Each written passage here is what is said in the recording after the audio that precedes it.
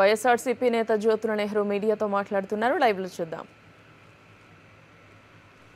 రాష్ట్ర ప్రభుత్వం నుంచి ఏ రకమైనటువంటి చేయూతను ఇవ్వకపోగా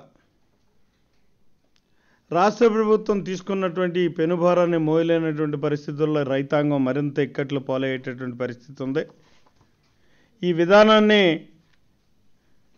అతి కీలకమైనటువంటి 13 జిల్లాల ఆంధ్ర రాష్ట్రంలో ఎక్కువ శాతం జనాభా జీవనాధారంగా చేసుకుని బతుకుతున్నటువంటి వ్యవసాయ వ్యవస్థను కుప్పకూల్చేటటువంటి విధానంతో చంద్రబాబు నాయుడు ప్రభుత్వం వ్యవహరించడం వైఎస్ఆర్ కాంగ్రెస్ పార్టీ తీవ్రంగా ఖండిస్తుంది. ఎందుకంటే మేము ఎప్పుడూ చెప్పాం,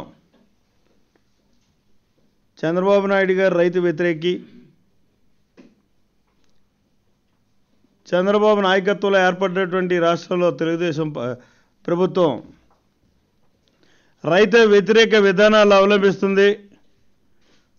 ఒకటి, రుణమాఫీ అనేటటువంటి విధానాన్ని ప్రకటించి అస్తవ్యస్తమైనటువంటి పరిస్థితుల్లో ఆర్థిక వ్యవస్థనే కుప్పకూల్చినటువంటి పరిస్థితి రాష్ట్ర రైతాంగ ఆర్థిక వ్యవస్థని.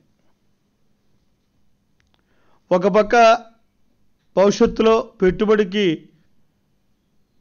రుణం దొరకనటువంటి పరిస్థితుల్లో,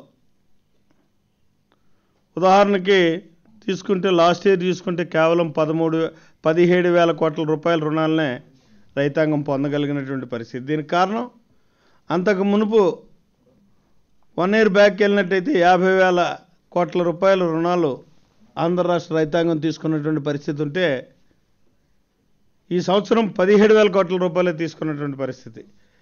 రేపు స్టార్ట్ అయినటువంటి ఖరీఫ్ సీజన్లో చూసుకుంటే అది చాలా దయనీయమైనటువంటి పరిస్థితుల్లో ఉండేటటువంటి పరిస్థితి ఉంది. ఒక పక్క ఈ ప్రభుత్వం తీసుకున్నటువంటి అనాలోచిత విధానాల వల్ల ఓట్ బ్యాంక్ని క్యాచ్ చేసుకోవడం అనేటటువంటి అధికారం సాధించడం పరమావధిగా పెంచి ఒక నీతిబాహ్యమైనటువంటి చర్యగా వ్యవహరించినటువంటి తీరులో చంద్రబాబు నాయుడు ప్రభుత్వం రాష్ట్రంలో వ్యవసాయ వ్యవస్థను రైతాంగాన్ని అధోగతి పాలు చేస్తుంటే, మళ్ళీ తిరిగి ఇది సరిపోదు అని చెప్పేసి నీటి తీరువాన్ని పెంపుదల చేయడం. విచిత్రం ఏంటంటే 1996లో చంద్రబాబు నాయుడు గారి ప్రభుత్వం ఉండగానే ఈ నీటి తీరువా మీద ఎకరానికి ఒక బస్తా తీసుకోవాలని చెప్పేసి నిర్ణయం తీసుకోవడం, ఆనాడు రైతు వ్యతిరేకత రావడం, మాలాటి వాళ్ళందరూ కూడా రైతు పక్షపాతులుగా అధికార పార్టీలో ఉండే పోరాటం, వెనక్కి తీసుకున్నటువంటి నిర్ణయంలో 5% మాత్రమే ఆనాడు పెంచినటువంటి పరిస్థితి. తిరిగి ఇన్ని సంవత్సరాల కాలంలో 96 తర్వాత గతించినటువంటి ప్రభుత్వాలు ఏ ప్రభుత్వాలు కూడా ₹1 నీటి తీరువై పెంచలే.